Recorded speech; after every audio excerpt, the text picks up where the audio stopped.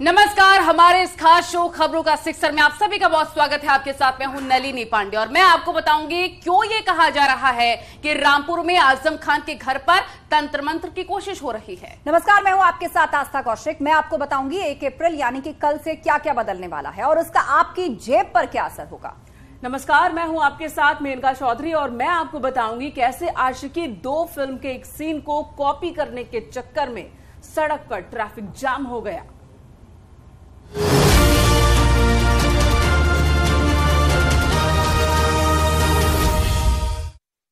तो चलिए खबरों की शुरुआत करते हैं। क्या आजम खान के परिवार पर तंत्र मंत्र किया जा रहा है? ये सवाल पूछने के पीछे बड़ी वजह है। दरअसल आजम के घर में एक बेहद ही रहस्यमय पोटली फेंकी गई, जिसमें जो सामान मिला उसके बाद कई सवाल खड़े हो रहे हैं। रिपोर्ट देखिए।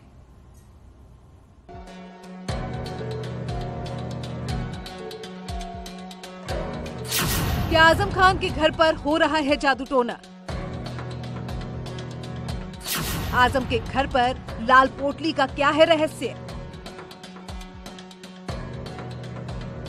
क्या आजम परिवार पर तंत्र मंत्र हो रहा है?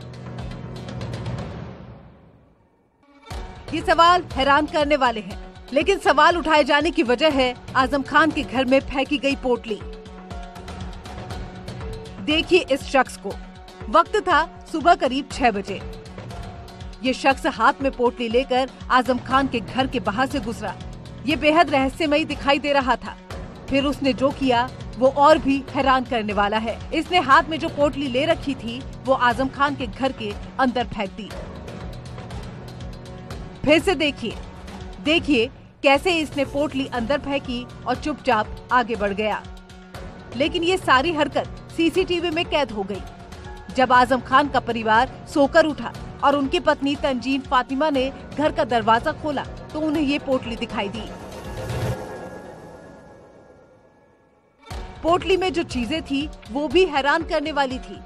पोटली में लाल रंग की चुनरी मिली है और एक टोपी भी मिली है, जिसे देखकर ऐसा लगता है जैसे ये किसी मजार या कहीं से उतार कर फेंक दी गई है। उस तरह की चुनरी है जो जादू टोना या उतारे में इस्तेमाल की जाती है। पूरे मामले की गंभीरता के साथ जांच की जा रही है। पुलिस सीसीटीवी कैमरे की फुटेज के आधार पर पोटली फेंकने वाले व्यक्ति की पहचान करने में जुटी हुई है। अभी सूचना मिली थी देर रात में कि आजम खान साहब के आवास में एक पोटली टाइप का कुछ फेंका गया है।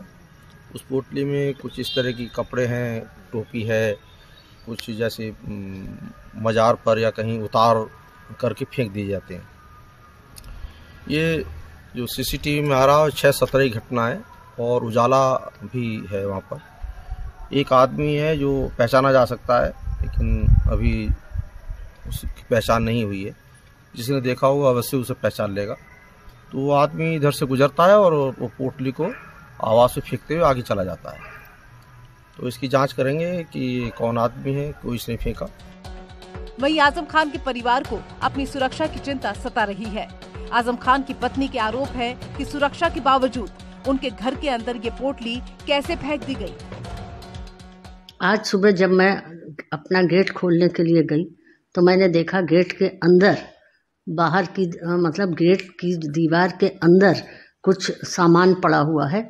काफ़ी ढेर सारी एक पोटली में बंधा हुआ, जो कि बाहर से घर के अंदर फेंका गया है। अब जबकि हमें वायु श्रेणी की सुरक्षा मिली हुई है और गेट पर पुलिस तैनात है। सवाल ये है कि आखिर आजम खान के घर पर ये लाल पोटली क्यों फेंकी गई?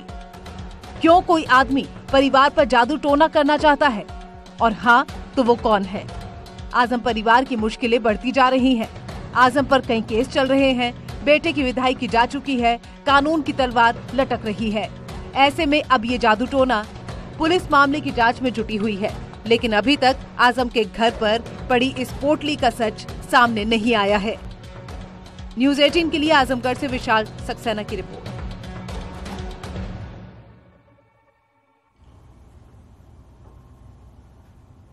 और अब खबरों में आगे बढ़ते हैं। 1 अप्रैल यानी कल से कई सारी चीजें बदल जाएंगी। कई चीजें महंगी हो जाएंगी और कई सस्ती, जिनका सीधा असर आपकी जेब पर होगा।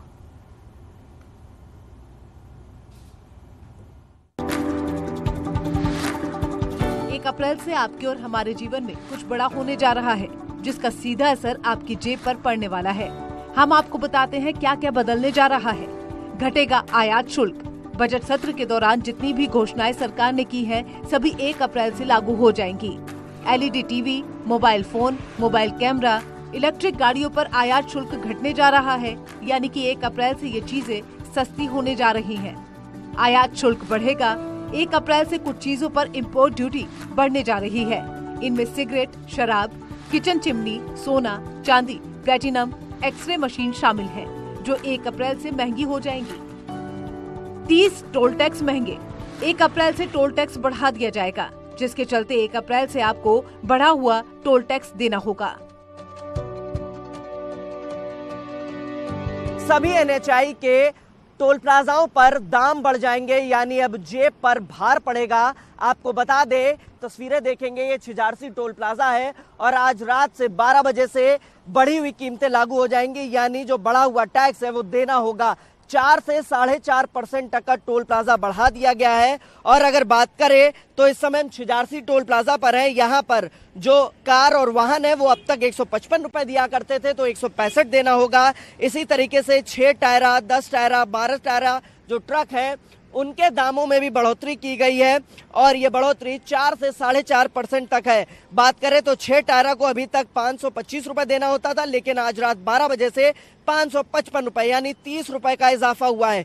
ठीक इसी तरीके से 10 टायरा पर भी करीब करीब जो मौजूदा रेट है उससे 30 रुपए बढ़ाया गया है और जो 12 टायरा है उस पर करीब करीब 50 से 55 रुपए बढ़ाया गया है। और ट्रॉला पर भी करीब 55 रुपए बढ़ाया गया है। ट्रॉला पहले 1005 रुपए दिया करता था, लेकिन अब 1060 रुपए देना होगा। आपको बता दें कि इससे भार पड़ेगा और करीब जहां पर हम मौजूद हैं, छिजारसी टोल प्लाजा है।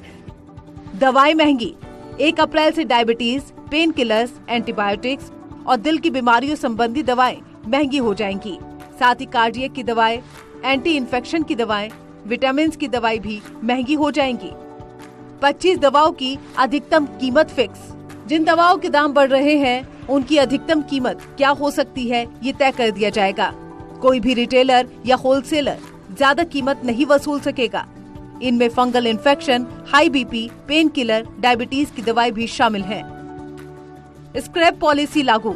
देश के सबसे बड़े राज्य उत्तर प्रदेश में 1 अप्रैल से स्क्रैप पॉलिसी को लेकर नियम सख्त कर दिए गए हैं, यानी कि अब 10 साल पुराने डीजल व 15 साल पुराने पेट्रोल वाहनों को जब्त कर कबाड़ यार्ड में ले जाया जाएगा, जहां 22 रुपए प्रति किलो के हिसाब से उसका पेमेंट किया जाएगा।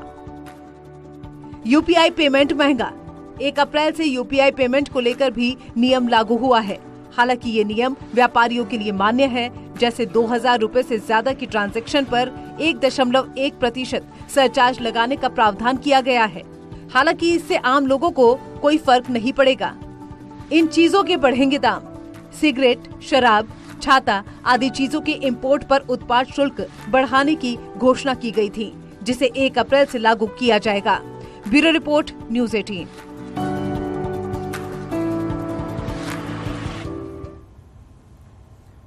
इधर भोजपुरी एक्ट्रेस आकांक्षा दुबे की खुदकुशी के मामले में सिंगर समर सिंह की तलाश तेज हो गई है और अब पुलिस उसके खिलाफ लुकआउट नोटिस जारी करने पर विचार कर रही है।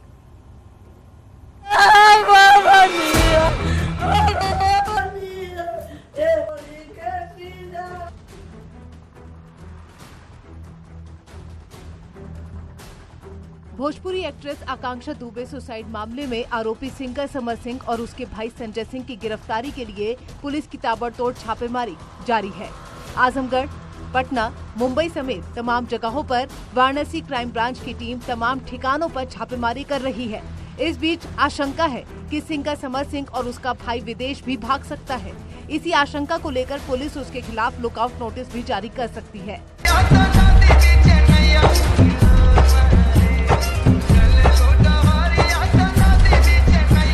पुलिस की टीम लगातार समर सिंह की गिरफ्तारी का प्रयास कर रही है।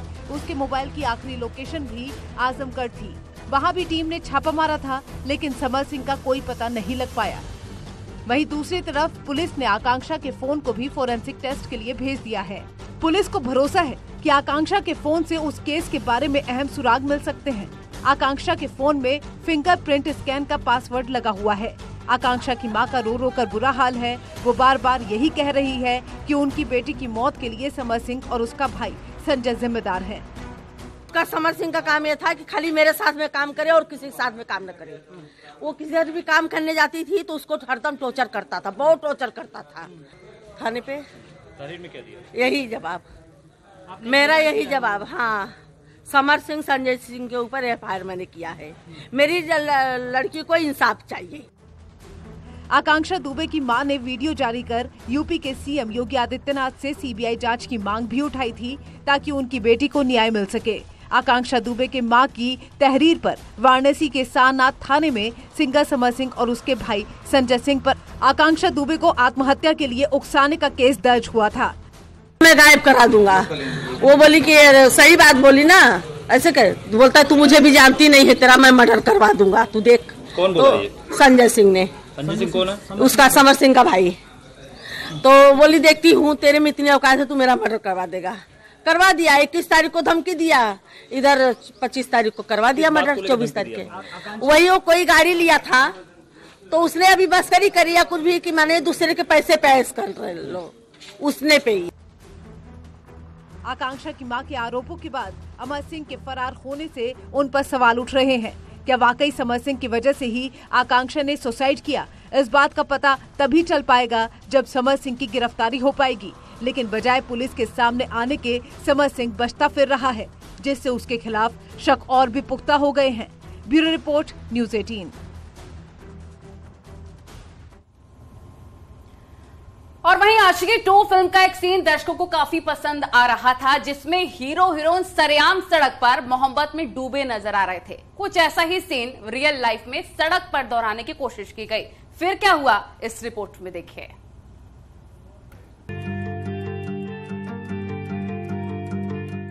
आशिकी 2 फिल्म का एक सीन बेहद पॉपुलर हुआ था। इसमें हीरो और हीरोइन बीच सड़क पर मोहब्बत का इजहार करते दिखाई दे रहे थे। उन्हें ना तो ट्रैफिक की परवाह थी और न नियमों का डर। वो सरेआम एक दूसरे को गले लगाते हैं। ये तो फिल्म की बात थी। अब आपको दिखाते हैं सोशल मीडिया में वायरल हो रहा एक वीडियो। इस वीडियो में सड़क के बीच एक लड़का और लड़की एक दूसरे को गले लगाते दिखाई दे रहे हैं। वो सरेआम प्यार का इजहार कर रहे हैं।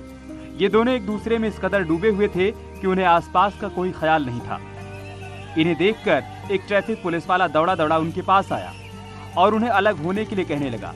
लेकिन इन्हें कहां सुनाई देने वाला था कि ट्रैफिक पुलिस वाला क्या कह रहा है। दोनों तो मोहब्बत के सुरूर में डूबे हुए थे।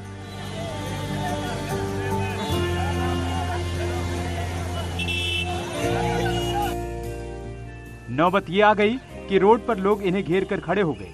रोड पर ट्रैफिक जाम होने की नौबत आ गई। लेकिन मोहब्बत तो मोहब्बत है। मोहब्बत में इंसान यूं ही अंधा नहीं हो जाता। कुछ देर तक ये दोनों इसी तरीके से एक दूसरे को गले लगाए खड़े रहे।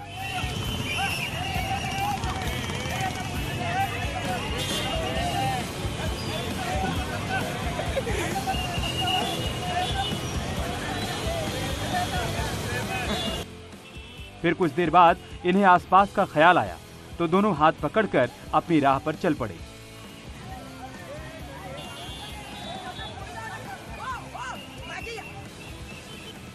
सोशल मीडिया में वीडियो तेजी से वायरल हो रहा है।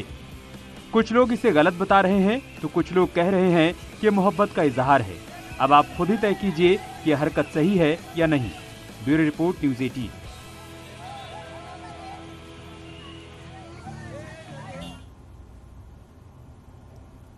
खबरों में आगे बढ़ते हैं। मध्य प्रदेश के कूनो नेशनल पार्क से खुशखबरी आई है। अफ्रीका से आए हुए चीतों ने अपनी संख्या बढ़ानी शुरू कर दी है। यहां मादा चीता ने 4 शावकों को जन्म दिया है। भारत की धरती पर 75 साल बाद यह मौका आया है जब चीते के बच्चों का जन्म हुआ हो।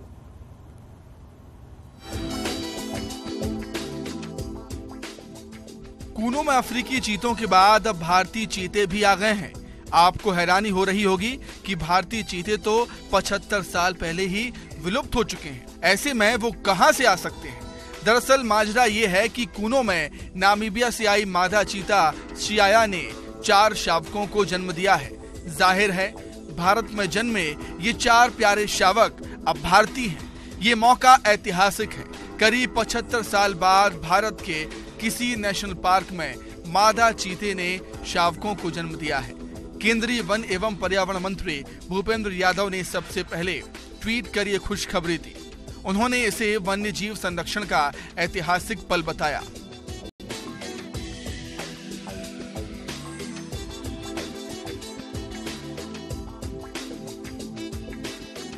बीते रोज किडनी की बीमारी से एक मादा चीता साशा की मौत होने से कूनो में गम का माहौल था, लेकिन 4 नए मेहमानों के आने से खुशियां एक बार फिर से लौट आई हैं। सीएम शिवराज ने इसे लेकर खुशी जाहिर की। अच्छी खबर है, खुशखबरी है। हम एक दिन पहले दुखी हुए थे कि किडनी के संक्रमण के कारण साशा को बचा नहीं पाए, लेकिन सियाया ने अब 4 शावकों को जन्म दिया है और स्वस्थ है। सियाया के गर्भवती होने की जानकारी 20 दिन पहले ही कूनो नेशनल पार्क के मैनेजमेंट को मिली थी, तभी से उसे स्पेशल ट्रीटमेंट दिया जा रहा था।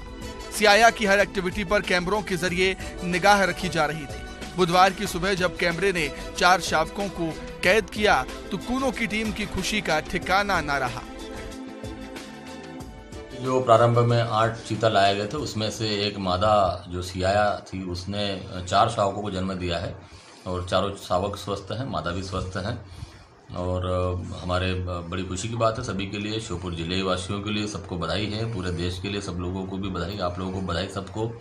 ये वाकई में बड़ी खुशखबरी है। इसके लिए बड़ा स्ट्रिक्ट प्रोटोकॉल भी पालन किया गया था और वहाँ किसी को जाने नहीं दिया गया था ताकि एनिमल को किसी भी तरह का स्ट्रेस न केवल ये बल्कि अदर जो भी चीते हमारे हैं सभी को इस तरह से हमने पूरा क्वारंटाइन के पूरे रूल्स फॉलो किए हैं और उसी का परिणाम है कि आज सब लोगों को हम लोग खुशखबरी मिल रही है। भारत में आखिरी चीता मौजूदा छत्तीसगढ़ के कोरिया जिले में 1947 में मारा गया था। भारतीय चीतों की प्रजाति को 1952 में विलुप्त घोषित कर दिया गया था, लेकिन चीतों को भारत में फिर से बसाना पीएम मोदी का ड्रीम प्रोजेक्ट था। बीते साल 17 सितंबर को अपने जन्मदिन के मौके पर प्रधानमंत्री नरेंद्र मोदी ने नामीबिया से लाए गए 8 चीतों को कूनो में छोड़ा था। वहीं दक्षिण अफ्रीका से 18 फरवरी को 12 चीतों का दूसरा जत्था भारत लाया गया था। इन 12 चीतों में 7 नर और 5 मादा शामिल हैं। सभी चीतों को मिलाकर वर्तमान में कूनो में चीतों की संख्या 23 हो गई है। दीपक दंडोतिया, न्यूज़ 18, श्योपुर।